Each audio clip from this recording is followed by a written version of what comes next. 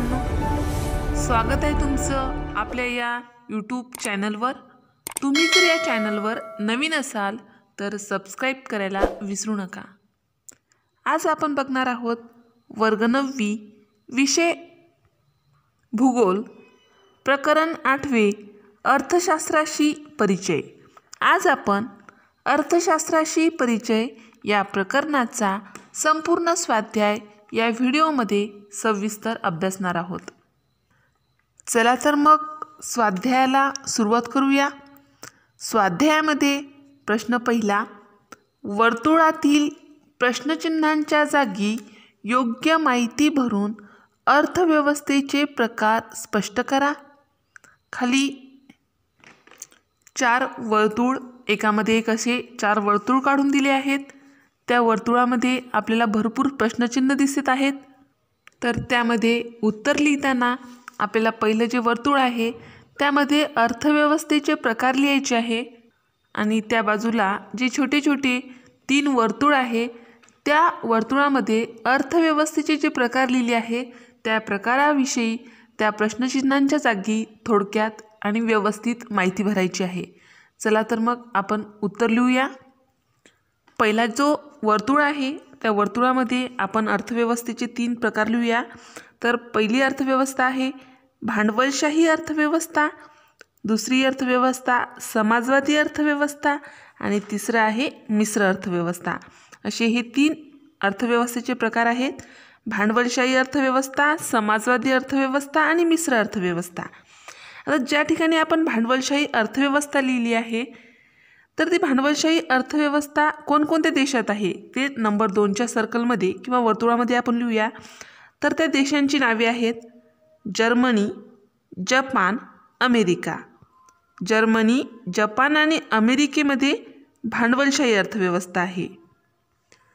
3 नंबरच्या वर्तुळामध्ये लिहायचं आहे आपल्याला व्यवस्थापन खाजगी व्यक्तीकडे।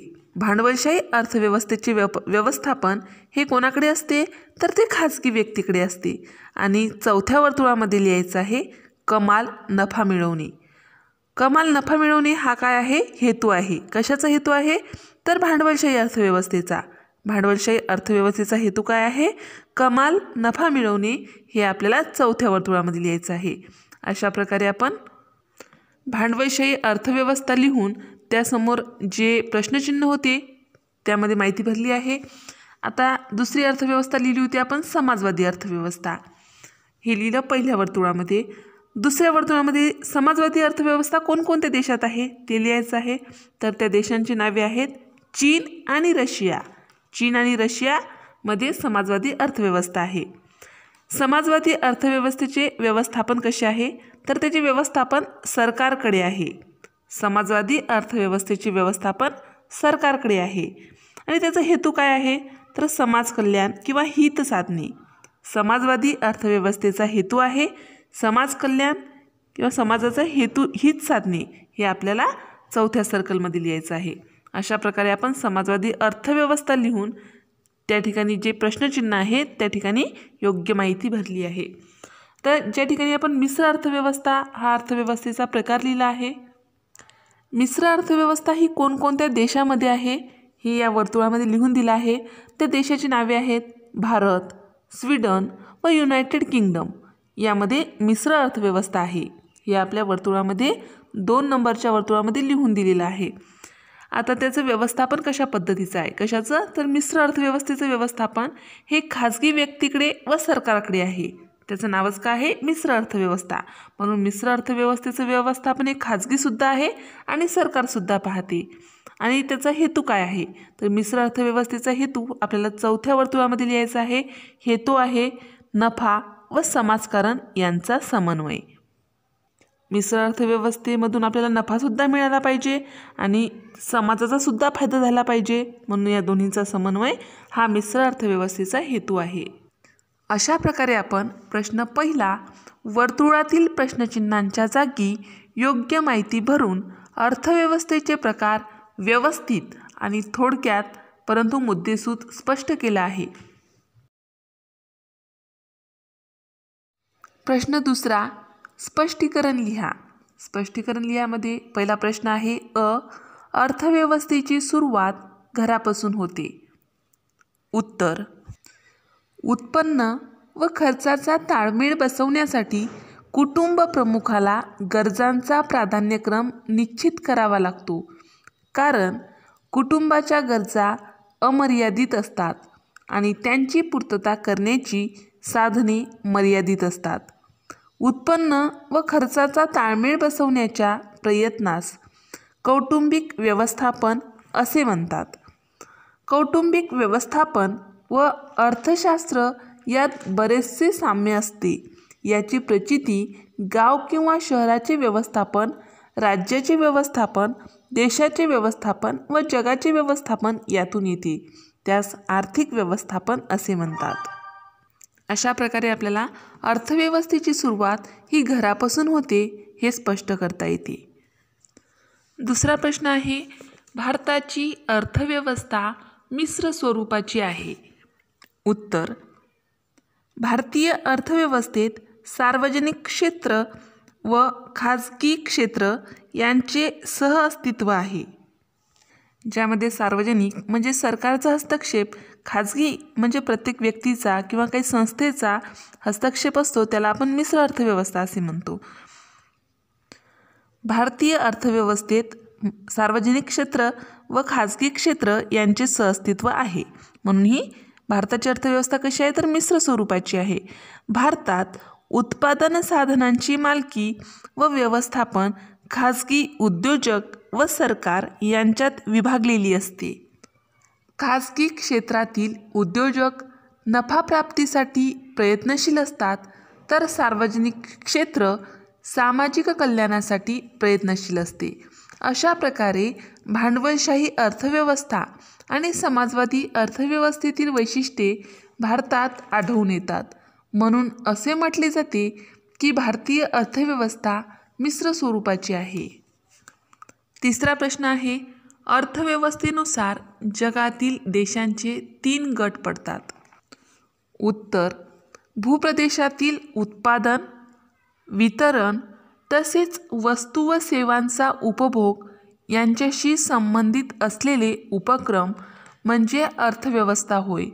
अर्थव्यवस्थेतील उत्पादन साधनांची मालकी काही देशात खाजगी व्यक्तींकडे तर काही देशात सरकारकडे असते. तसेच काही देशात खाजगी व सरकारी मालकी एकत्रपणे आढळून येतात. काही अर्थव्यवस्थांचा मुख्य हेतू नफा मिळवणे हा असतो, तरी सामाजिक कल्याण साधणे हा काही अर्थव्यवस्थांचा मुख्य असतो. तसेच काही अर्थव्यवस्थांमध्ये नफाप्राप्ती व सामाजिक कल्याण यांचे सहअस्तित्व असते. अर्थव्यवस्थेच्या स्वरूपानुसार त्यांची भांडवलशाही अर्थव्यवस्था, समाजवादी अर्थव्यवस्था आणि मिश्र अर्थव्यवस्था असे वर्गीकरण करण्यात येते. या अर्थाने जगातील देशांचे अर्थव्यवस्थेच्या स्वरूपानुसार 3 प्रकार पडतात. अशा प्रकारे प्रश्न दुसरा, स्पष्टीकरण लिहा, हा प्रश्न या ठिकाणी आपण पूर्ण केला आहे. प्रश्न तिसरा, खालील प्रश्नांची एका वाक्यात उत्तरे लिहा. त्यामध्ये पहिला प्रश्न आहे, व्यक्तिगत किंवा कौटुंबिक व्यवस्थापन कोणत्या आर्थिक घटकांशी संबंधित असते? उत्तर, व्यक्तिगत व कौटुंबिक व्यवस्थापन हे मुख्यतः उत्पन्न व खर्च या आर्थिक घटकांशी संबंधित असते. दुसरा प्रश्न आहे, अर्थशास्त्र ही संज्ञा कोणत्या ग्रीक शब्दापासून बनली आहे? उत्तर, अर्थशास्त्र म्हणजेच आपण इंग्लिशमध्ये त्याला इकॉनॉमिक्स असे म्हणतो, ही संज्ञा ओइकोनोमिया या ग्रीक शब्दापासून बनली आहे. अर्थशास्त्र ही संज्ञा ओइकोनोमिया या ग्रीक शब्दापासून काय झाली आहे तर ती बनली आहे. अधिक माहितीसाठी या ठिकाणी मी तुम्हाला सांगत आहे, तर ओइकोनोमिया या ग्रीक शब्दाचा अर्थ होतो काय होतो तर तो अर्थ आहे कौटुंबिक व्यवस्थापन. तिसरा प्रश्न आहे, भांडवलशाही अर्थव्यवस्थेत उत्पादनांच्या साधनांची मालकी आणि व्यवस्थापन कोणाकडे असते? उत्तर, भांडवलशाही अर्थव्यवस्थेत उत्पादनाच्या साधनांची मालकी व व्यवस्थापन खाजगी व्यक्तीकडे असते.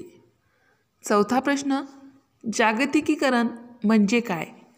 उत्तर, देशाच्या अर्थव्यवस्थेला जागतिक अर्थव्यवस्थेशी एकरूप करणे म्हणजे जागतिकीकरण होय.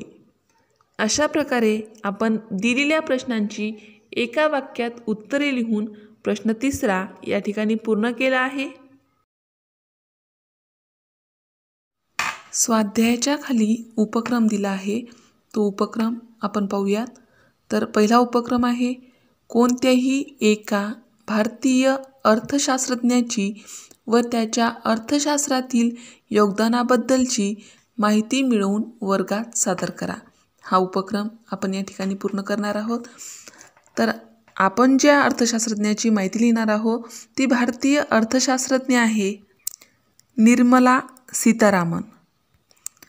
निर्मला सीतारामन यांचा जन्म 18 ऑगस्ट इसवी सन 1959 या भारतीय राजकारणी व अर्थशास्त्रज्ञ आहेत. निर्मला सीतारामन ह्या राजकारणीसुद्धा आहेत आणि अर्थशास्त्रज्ञसुद्धा आहेत. त्या भारताच्या केंद्रीय अर्थमंत्री आणि भारतीय जनता पक्षाच्या नेत्या आहेत. त्यांच्याविषयी थोडक्यात अजून माहिती जाणून घेऊया. निर्मला सीतारामन यांचा नरेंद्र मोदी यांच्या मंत्रिमंडळात 2014 मध्ये राज्यमंत्री म्हणून समावेश करण्यात आला.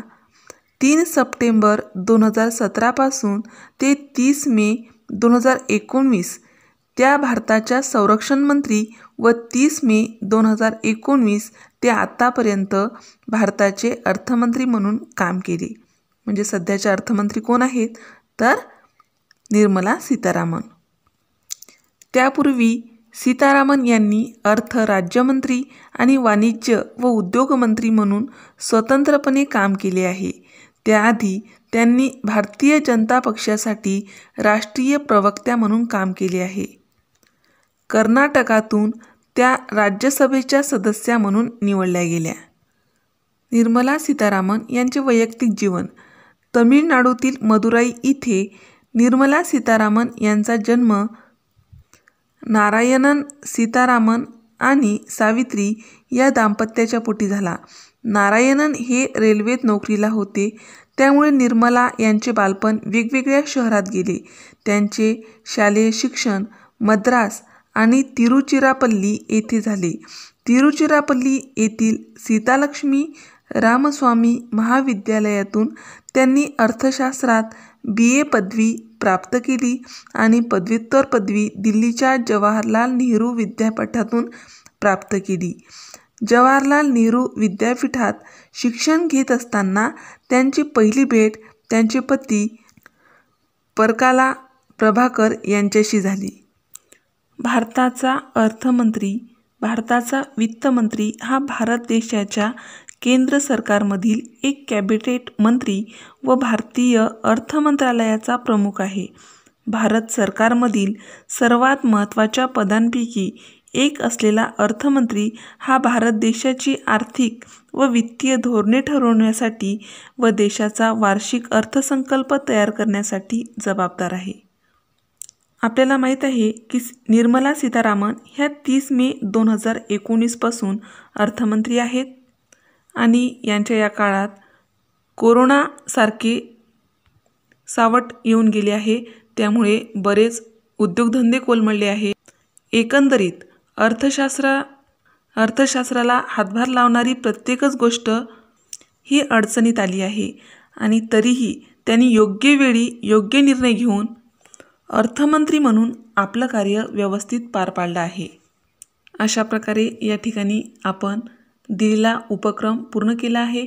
दुसरा उपक्रम आहे, तुमच्या कुटुंबाचे उत्पन्न व खर्च यांचा विचार करून जमा खर्च पत्रक तयार करा. आता हा उपक्रम प्रत्येकाचा वेगवेगळा असू शकतो, कारण आपण विद्यार्थी आहे आणि आपले वडील नोकरी करत आहे, शेती करत आहे किंवा काही कामधंदा करत आहे आणि प्रत्येकाचं उत्पन्न वेगवेगळं आहे आणि प्रत्येकाचं उत्पन्न वेगवेगळं असल्यामुळं खर्च वेगवेगळा आहे. त्यामुळे विद्यार्थ्यांनी या ठिकाणी काय करायचं आहे, एका बाजूला तपशील लिहायचा आहे आणि दुसऱ्या बाजूला अंदाजे खर्च लिहायचा आहे।